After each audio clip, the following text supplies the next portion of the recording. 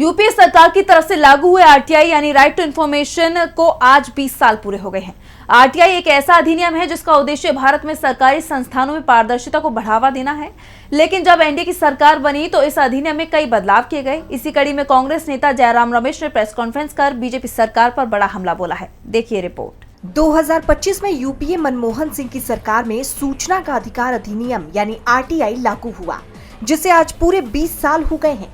इसी कड़ी में कांग्रेस नेता जयराम रमेश ने प्रेस कॉन्फ्रेंस कर बीजेपी पर इस अधिनियम की पारदर्शिता को कम करने का आरोप लगाया है। उन्होंने कहा कि जब सूचना का अधिकार अधिनियम का मसौदा तैयार किया गया था, तब इसे स्टैंडिंग कमेटी को भेजा गया था। स्टैंडिंग कमेटी ने इस अधिनियम से जुड़ी कई सिफारिशें दी।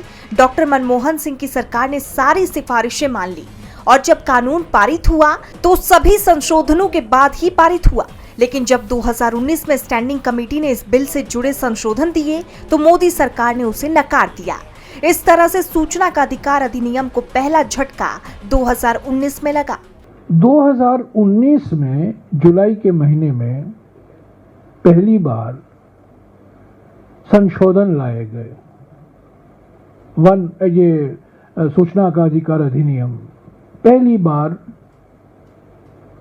2005 से 2013 तक सही ढंग से लागू हो रहा था।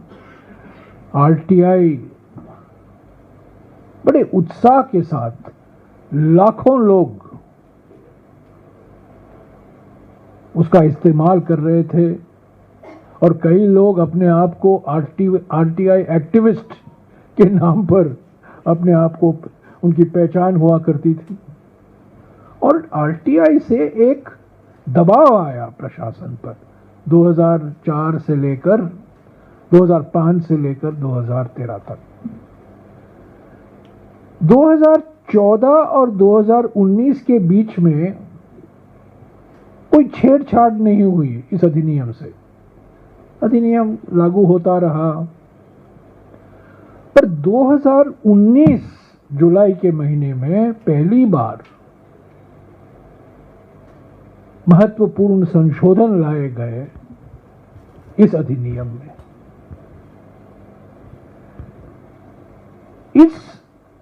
इन संशोधनों का मकसद था कि जो अधिकार दिए गए हैं कानून द्वारा सेंट्रल इंफॉर्मेशन कमीशन को और जो अधिनियम बनाया गया उसको और कमजोर करे।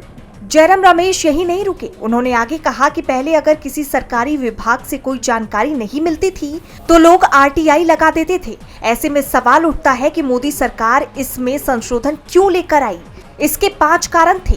सेंट्रल इंफॉर्मेशन कमीशन के प्रमुख ने एक निर्णय दिया कि जो भी लोग प्रधानमंत्री नरेंद्र मोदी की डिग्री की जानकारी मांग रहे हैं, उन्हें वो जानकारी मिलनी चाहिए। प्रधानमंत्री ने ये दावा किया कि करोड़ों लोगों के पास फर्जी राशन कार्ड है, जो दावा आरटीआई में गलत साबित हुआ।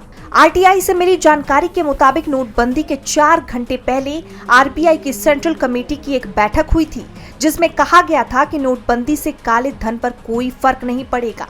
आरटीआई के जरिए सरकार से एनपीए डिफॉल्टर्स और बकायेदारों की सूची मांगी गई थी। आरटीआई के जरिए ये जानकारी मांगी गई थी कि देश में कितना काला धन वापस आया है, जिसकी जानकारी दी गई कि कोई काला धन वापस नहीं गया है। जयराम रमेश के आरोपों के बाद अब देखना होगा कि सरकार क्या रुख अपनाती है। डीबी लाइव की रिपोर्ट।